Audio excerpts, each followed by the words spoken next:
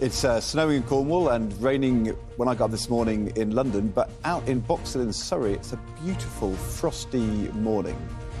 But for some people, the chill also puts their New Year's resolutions on ice. Yes, have you put your 2023 pledges away? Are you failing to complete your 10,000 steps? Have you given up on dry January? And have you failed to go outside yet? Well, we have just the woman to help you if any of those pledges have been broken. Julia Bradbury's mad about walking. She's now working with Go Outdoors to get more people to reset their resolutions in the fresh air. To reset their resolutions, what does that mean? Well, apparently we all fail at our resolutions within a week of January. Yeah. That's, or 75% of people, you know, we set the resolutions and then it's a catastrophe after week one. So we've had a really amazing campaign called Hats On for Mind, and the reason that it's called Hats On for Mind is that Helen Skelton, myself, Sean Fletcher and David Seaman have designed these hats, various hats, for people to buy from Go Outdoors and the related shops and then support the mental health charity Mind. The reason for that, and I think the reason for its success, is mental health has obviously become number one on the agenda since the pandemic, and we've also done some research, and what the research has shown is that 75% of people are now walking more post-pandemic, and they're sticking to it. Really? So we are really enjoying a walking revolution, which, of course, I'm absolutely thrilled about. So the campaign has been supporting that, and then this research that we've done further sort of cements, I suppose it's really the news that this is important to us.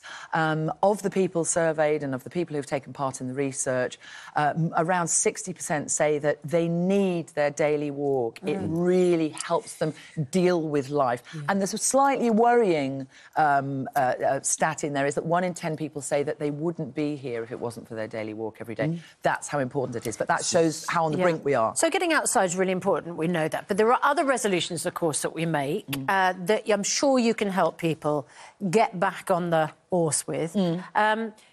You, for instance, have cut down significantly on the amount of alcohol that you drink, haven't you? Not because it was a problem. I know that when people say to you, oh, I hear you're sober now, it's almost like you had a problem. But the point was you just wanted to get rid of alcohol, and you have stuck to that very successfully. I have managed to do that, but of course I had a very good reason to do that, and that was I was diagnosed with breast cancer a year and a half ago, and I had a mastectomy, and I sat down with, you know, you sit down with lots of different people, and one of the oncologists, a man called Professor Gareth Evans, talked me through the statistics of a reoccurrence of breast cancer, and there are lots of things that can cause reoccurrence, but one of them is alcohol, because it fuels your DNA, it creates DNA damage, and he said to me, if I drink a unit of alcohol a day, my risk of reoccurrence lies at around 6.7%. If I drink 4 units of alcohol a day, my risk increases to 28%. Is that for you? Sorry, that's for me you specifically. My that's goodness. For me personally, and for other people who have health concerns, chronic illnesses, things like cancer. Alcohol is something that isn't really widely spoken about from a health perspective.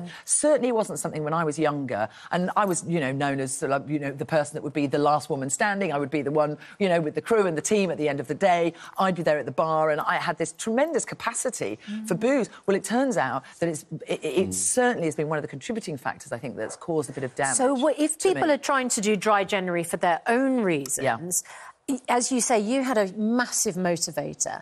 But what would you say if, you know, we're halfway through, people think, oh, I'm not going to do it anymore. How do you suggest people stop thinking about the booze? I think that, for me, the most useful way of thinking about health and doing things that are beneficial to oneself is to think about the detrimental effects of what you might be doing. So if you take something like booze, if you do really want to try and cut back on booze or give up booze because it's causing all various issues, things like the fact that it causes DNA damage, that should be something that's on your radar, because you are not going to be helping yourself repair yourself. If you're having issues sleeping, that could be caffeine-related, that could be booze-related. If you're not sleeping properly, that's the foundation of all your health.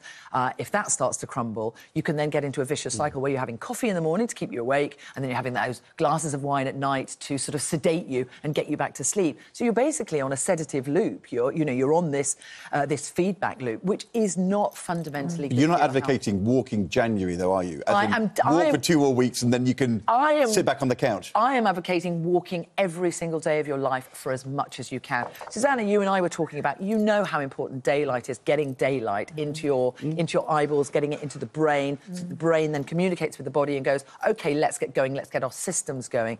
It's so fundamentally important. Walking is contact with nature. It's outdoor time, it's mental health time, and it's physical health. Susanna, the challenge is down.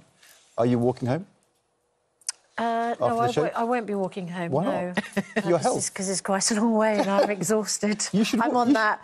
No, I'm not quite on the sedation loop. What did you call it? The sedative loop. The sedative loop, because I don't drink anymore. But yeah, Julie thinks you should walk home. How far? How many miles have we got to go? I don't know, because I'm usually asleep in the back of the car. OK. 10,000 steps or more is a really good goal. And I spoke to a neuroscientist about this, who said, I said, how much should we all be walking? He said, more than you are. Yes, more than you are. Commit. Right, OK. Thank Walk you. home. Yeah. Julie, thanks very much indeed.